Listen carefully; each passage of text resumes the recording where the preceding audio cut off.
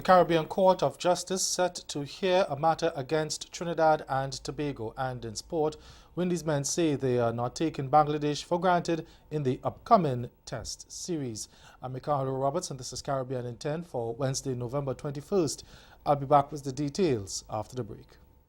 Barbados, a gift to you. The stars are coming. Hennessy and FAS 7-Star present Hennessy Artistry. Saturday, December 1st, Kensington Oval. Doors open at 7, showtime 9 p.m. Trey Songs. 2 Mile Hill. Luciano. Romaine Virgo. Popcorn. And Shabba Ranks. Hennessy Artistry. Saturday, December 1st. Kensington Oval. The 10th anniversary. Hennessy. Never stop. Never settle. Drink responsibly.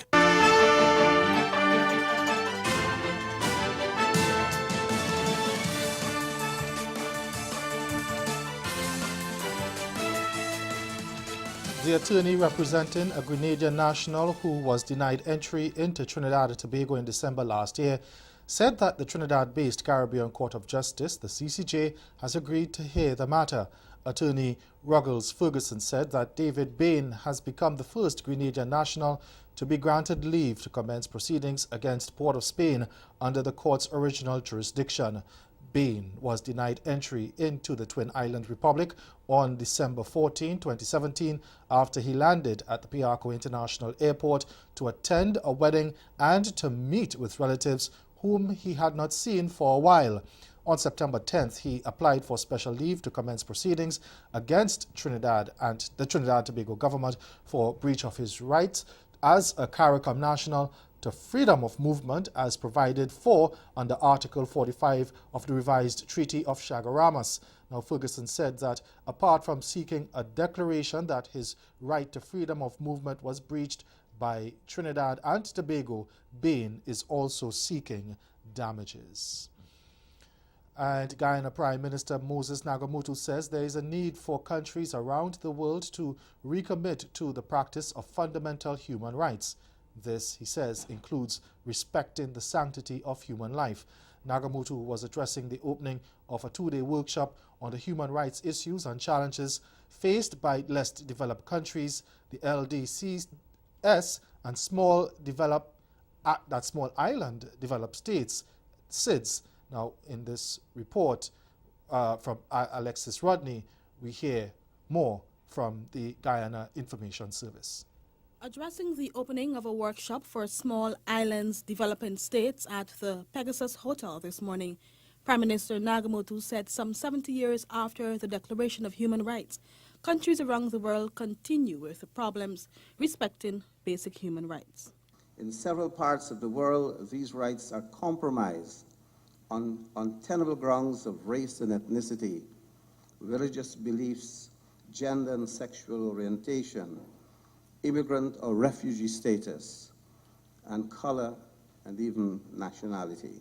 The Prime Minister said that small islands and least developing states, including Guyana, continue to push for integrated human rights. The Constitution of the Cooperative Republic of Guyana guarantees freedom of the individual, equality of women, the right to education, etc. Citizens are protected from discrimination on the basis of their race, ethnicity, sex, and gender. Chief of the Human Rights Council branch, Eric Testonet, said the meeting in Guyana is the first of 3 workshops organized by the Human Rights Trust Fund. The Barbados government yesterday announced plans to provide a hefty reduction in corporation taxes for businesses and urged them to share the benefits with citizens. Prime Minister Mia Mottley told Parliament that her 7-month-old administration would reduce the corporation taxes from 25% to as low as between 1 and 5.5%. She said the development means that local businesses will now be operating on a level playing field with their international counterparts following the government's decision to overhaul its tax regime to be compliant with the Organization for Economic Cooperation and Development. Now, Motley said that in keeping with a commitment made earlier this year by the former government to remove tax incentives to the international business sector, her administration had decided that the domestic corporate tax rate would be reduced by as much as 20% while ensuring the country is still globally competitive. The Prime Minister told legislators that it came down to either raising international business rates or lowering the domestic rate. But she made her expectations clear that the tax cut to local businesses should redound to the benefit of all Barbadians. And stay with us, your Midday Sport is next. We're going to turn it up a notch. Hennessy and FAS 7-Star present Hennessy Artistry on the Beach, Sunday, December 2nd. Daiquiri Beach. Performing live, Spice, Sham, Rankin King, Mole,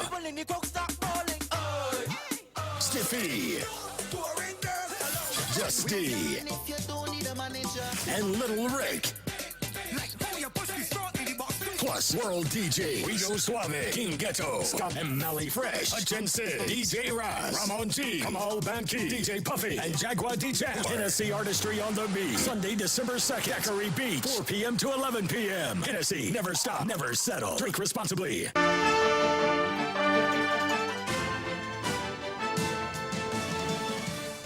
West Indies stand-in captain Craig Brathwaite says they will not be taking Minnows, Bangladesh, for granted in the first test which pulls off in Chittagong on Thursday.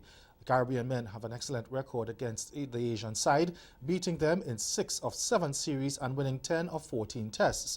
However, they are going into the match having suffered a 2-0 thumping against the powerful Indians in similar pitch conditions.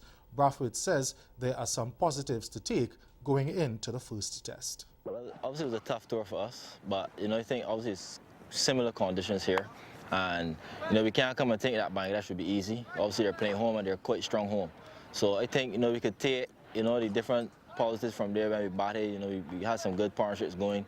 Bowling-wise, we got some good spells, so once we could take those into this series. Obviously we played these back in the Caribbean, so that should give us confidence. But as I said, we can't underestimate. We have to go there and play hard, stick to our plans, and I think we will come out on top. And Brathwaite also expects his spinners to rise to the occasion.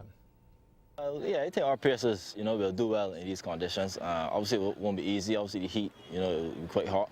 But, I think our pacers, once they get a chance, I think they'll do well, in these conditions because they're quite similar to the Caribbean, to be honest. And, obviously, our spinners, back in the spinners do majority job, but I still believe the pacers will be quite significant, to be honest.